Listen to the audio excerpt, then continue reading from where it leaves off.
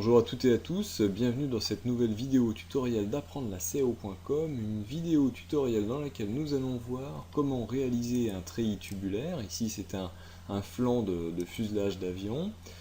Un treillis tubulaire dans lequel on va se mettre dans des conditions réalistes, c'est-à-dire on va faire un treillis qui ne soit pas plan, déjà pour commencer, et puis on va rajouter bien sûr toutes les gueules de loup, c'est-à-dire des vraies jonctions en fait entre les pièces, entre les tubes, prêtes à être, les tubes prêts à être soudés, qui vont rejoindre en fait les deux principaux tubes qui se trouvent sur ce fuselage, c'est-à-dire le tube qui se trouve au-dessus et en dessous, et en fait, donc, nos tubes vont être découpés les uns par rapport aux autres de façon très réaliste. Pour faire ce fuselage, j'ai besoin d'une première esquisse. Cette première esquisse représente le profil du fuselage, tout simplement. On a ici une pièce qui fait 5 mètres de long, 70 cm au niveau du moteur, 30 cm au niveau des empennages en hauteur, et puis on a ici une partie droite pour la cabine, d'une longueur d'1,80 m, qui correspond vaguement à la corde de l'aile au niveau de l'emplanture, et puis aussi une cabine biplace. On pourrait mettre en fait ici deux sièges à l'intérieur. Donc j'ai besoin de cette esquisse, et j'ai aussi besoin, d'ailleurs elle est cachée, voilà, j'ai aussi besoin d'une deuxième esquisse que j'ai préparée. Donc pour montrer la forme vue de dessus, voilà, un fuselage qui sera donc comme ceci, avec une cote ici de 500, donc ça fait un fuselage d'1 mètre de large, c'est très confortable. Et puis une partie droite donc au niveau de la cabine, et puis quelque chose de cintré, comme ça se fait quelquefois pour la construction d'un fuselage en treillis tubulaire. Donc je vais sortir de cette esquisse. On a donc maintenant deux éléments filaires, et à partir de ces deux éléments filaires dans un set géométrique ici, défini comme élément de travail, on va faire une combinaison.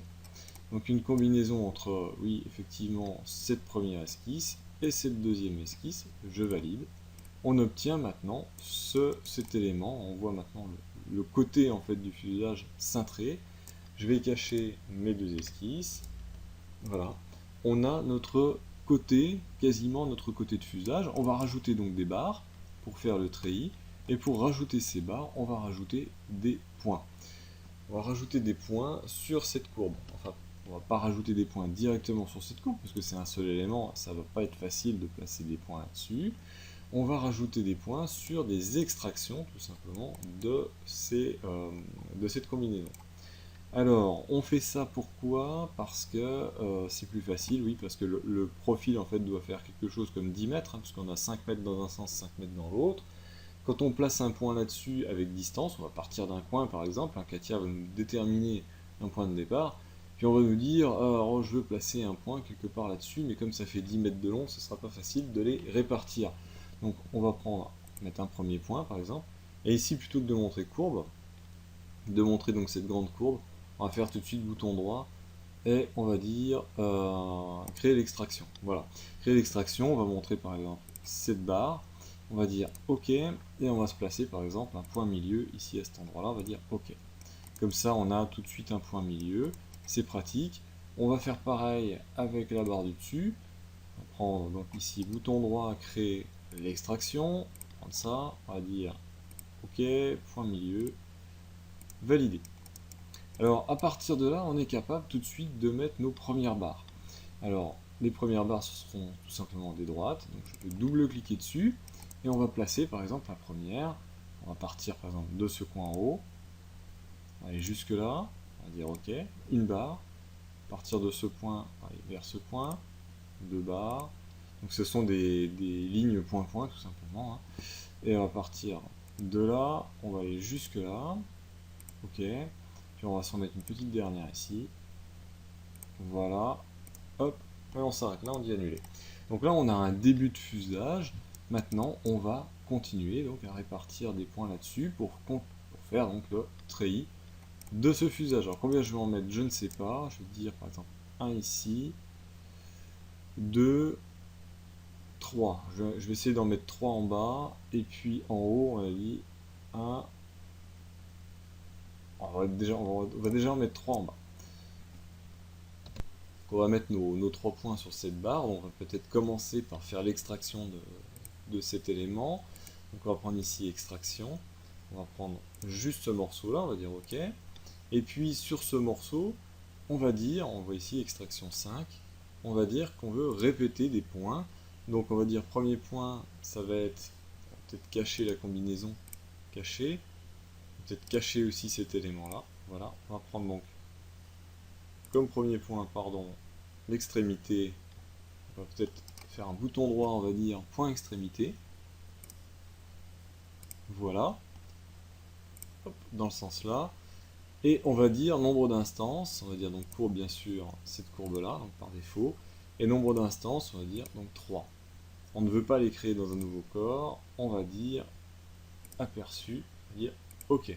Voilà, nous voilà avec nos 3 nouveaux points. On va faire maintenant la même chose avec la courbe du dessus. Donc on va faire l'extraction bien entendu. L'extraction de la courbe, on va dire OK. On va cacher de nouveau combinaison pour être sûr de bien sélectionner cet élément-là. On va cacher aussi celui-là. Moi j'ai un bouton F2 ici pour cacher, hein, c'est pratique. Et puis je vais mettre donc,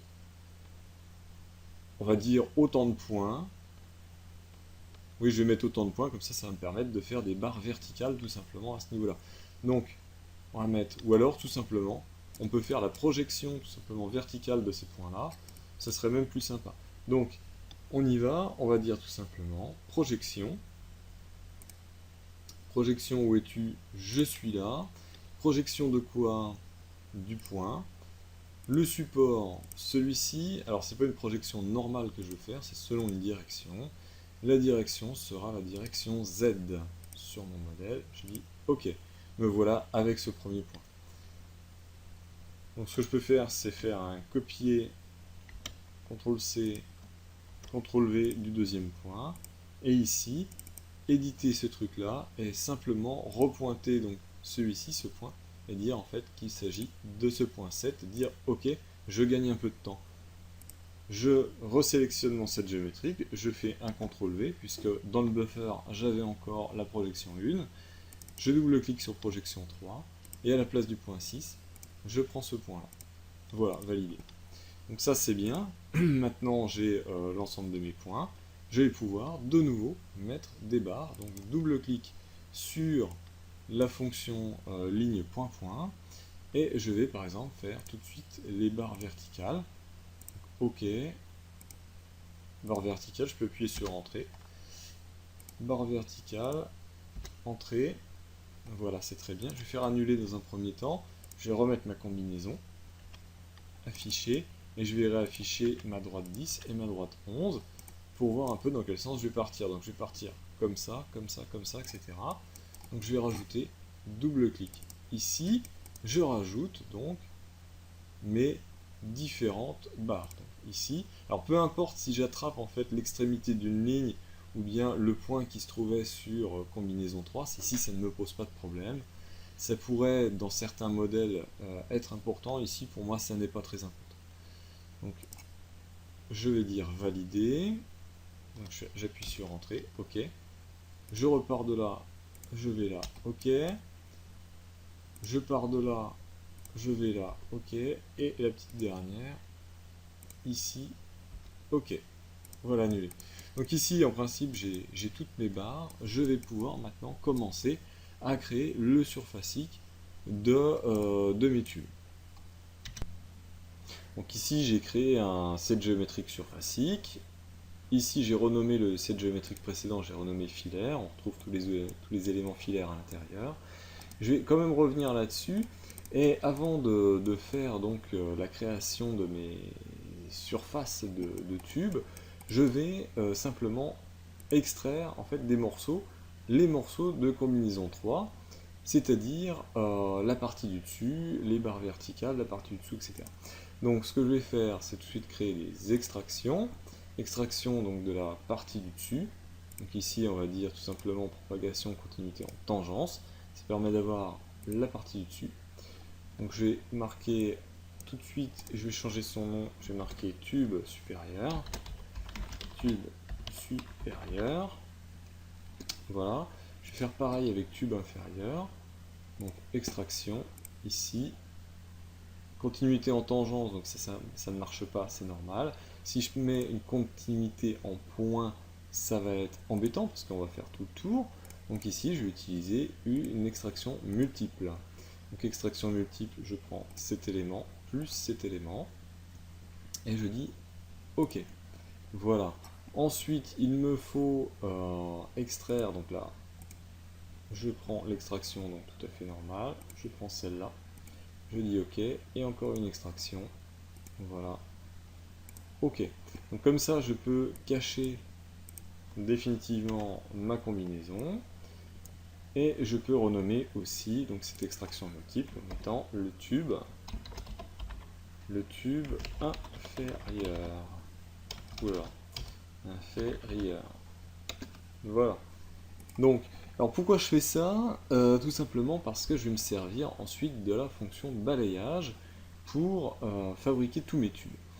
Un fuselage d'avion, quand on construit un fuselage d'avion en tube, on va commencer en fait sur un plan de travail, hein, sur un bâti. On va commencer en fait avec les grands tubes qui se trouvent au-dessus et en dessous. On va les placer en fait dans le montage et on va ensuite ajuster les tubes en faisant des gueules de loup pour pouvoir donc pointer puis ensuite souder. Ici, dans un modèle CO, c'est toujours mieux dans un modèle CO de calquer le plus possible à la réalité des choses et calquer aussi sur la façon dont sont faites les choses, hein, la méthode de fabrication. Donc ici, c'est ce que je vais faire. Je vais d'abord créer des tubes, les grands tubes qui se trouvent au-dessus et en dessous. Mais les grands tubes ici vont s'arrêter à moitié du diamètre de ce tube-là. Donc ce qu'il faut faire d'abord, c'est un petit peu les allonger. Donc c'est ce que je vais faire maintenant. Je vais créer comment on appelle ça? Des extrapolations de ces filaires. Donc on va aller dans extrapolation. Extrapolation, ça se trouve, je ne sais jamais, ça se trouve pas ici. C'est celui-là, c'est ce bouton-là, tout simplement. Voilà, extrapolation. Extrémité, donc attention, il ne faut pas se tromper d'extrémité. Donc on va cacher, d'abord on va annuler, on va cacher un certain nombre de choses.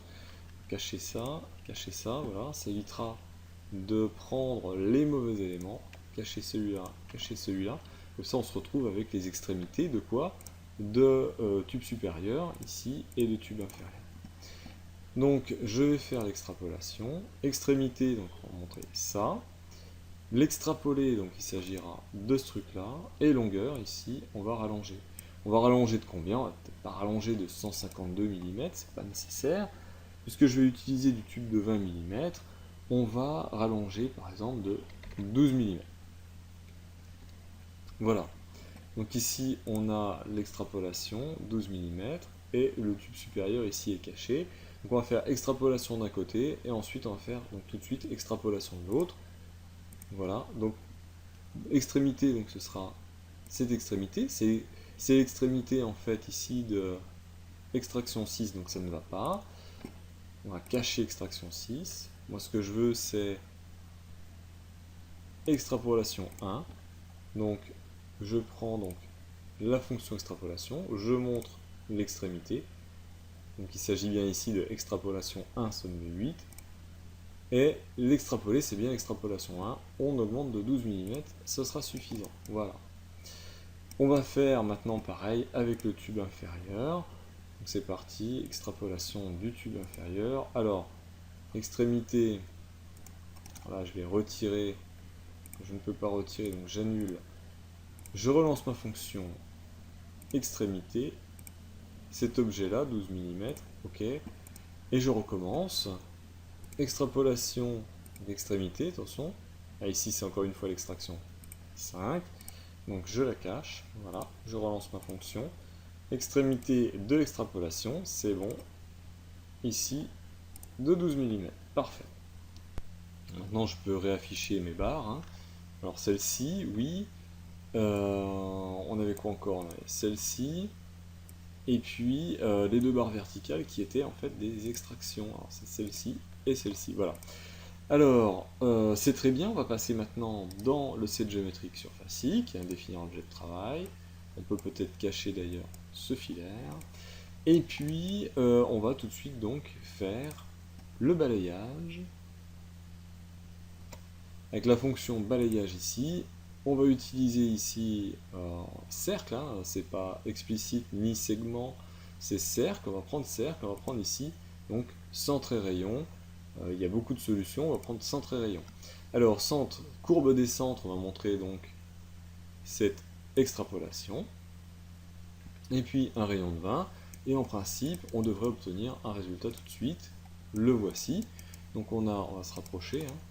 On a ici donc un tube, je vais essayer de le montrer, un beau tube cintré de diamètre 20. Voilà. On va faire tout de suite pareil avec l'autre tube, le tube inférieur. Alors ici on a une arête, on va avoir une arête vive, et c'est intéressant puisque ce tube, bon, dans la réalité serait cintré, on pourrait très bien imaginer que c'est un tube droit, et ensuite un autre tube cintré qui est soudé. On va voir ici qu'il va y avoir en principe une belle arête, une belle jonction en fait entre ces deux tubes. Donc on va reprendre la fonction balayage, on va montrer donc cette extrapolation, on va dire OK. Voilà.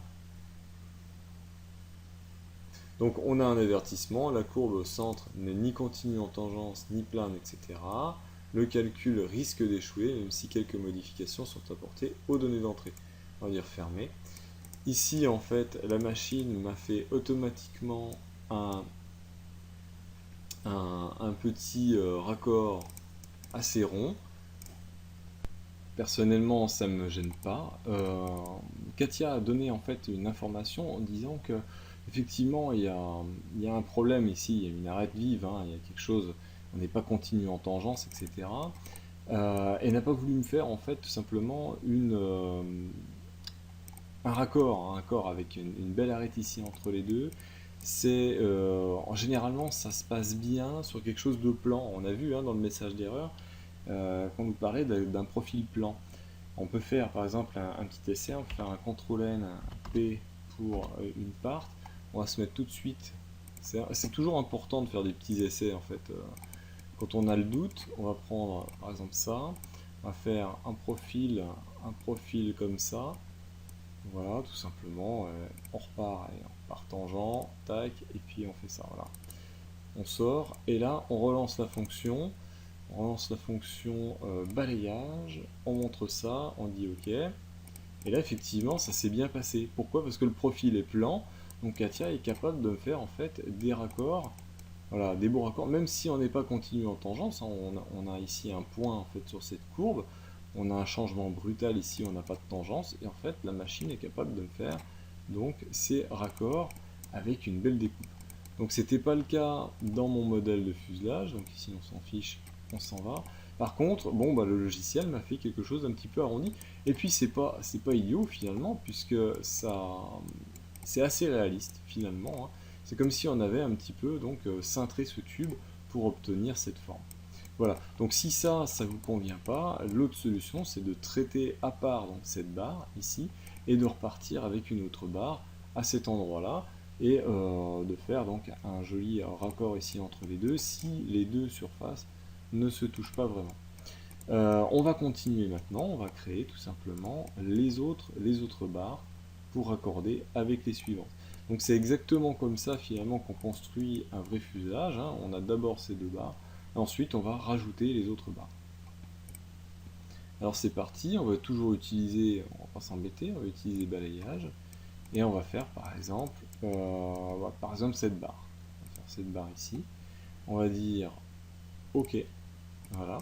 Alors on obtient quoi? On obtient une nouvelle barre ici qui n'est pas ajustée avec celle du bas ni celle du haut. On voit bien ça traverse ici. Donc on va tout de suite faire les gueules de loup pour cette barre. Donc pour faire cette gueule de loup, bah, c'est tout simplement on va recouper. On va couper ici cet objet, élément coupé, on va encore montrer celui-ci, élément coupé par quoi? Tout simplement par cette surface au-dessus et cette surface en dessous. Voilà. On va dire OK, et on obtient ici donc les gueules de loup pour cet objet.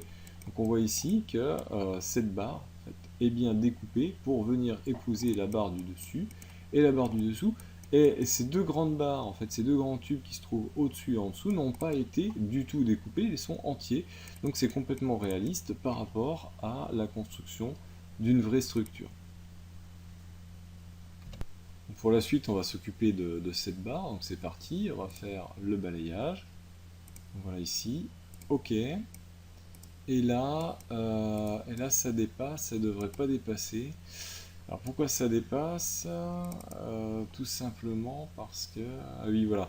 Dans ma tête, c'était un diamètre 20, le tube diamètre 20. En fait, ici j'ai un rayon de 20. En fait, le tube devrait être comme ça. C'est-à-dire que je me suis trompé partout, mais c'est pas grave. Donc on va revenir un petit peu sur les diamètres des différents objets. Donc le balayage 5 qui se trouve ici. On va remettre 10. Voilà. Et pareil pour les grandes barres. Donc ici, on avait donc le balayage 2, on va remettre un rayon de 10, voilà. Et pour le balayage 3, ici aussi un rayon de 10. Voilà. OK, fermé. On a toujours notre rayon ici. Et puis, donc ici maintenant on ne devrait plus dépasser, donc c'est bon. Donc on fait tout de suite l'opération de découpe. Découpe de quoi? De ça. Par quoi? Par ça. Oui, c'est bien. Et par ce truc là aussi, on va dire OK.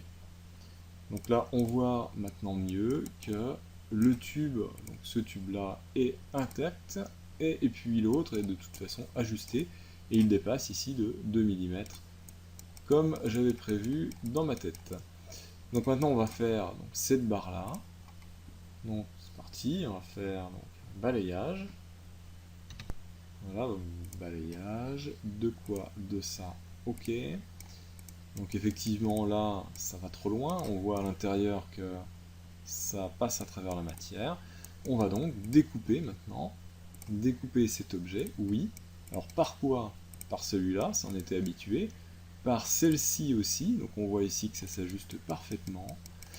Et on va être audacieux, on va dire aussi que c'est découpé par ce truc-là, et découpé aussi par ce truc-là, on va dire OK. Donc maintenant on va montrer cet objet, et on voit ici que la gueule de loup fait bien le tour de cette barre ici, hein, la barre du bas, et ça fait aussi le tour de ce tube, et ce tube ici passe bien à l'intérieur de celui-ci. Hein.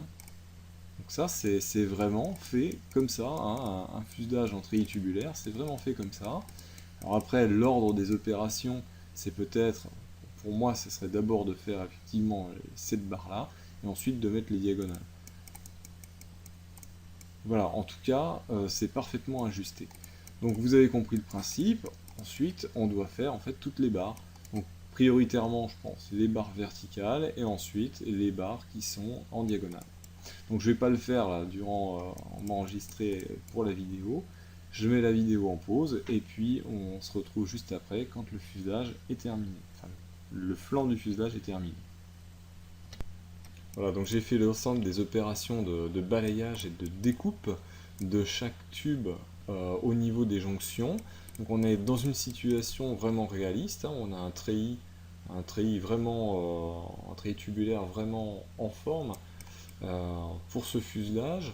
C'est pas quelque chose de droit, hein, dans une situation un peu compliquée. Par endroit, en fait, ça se passe bien.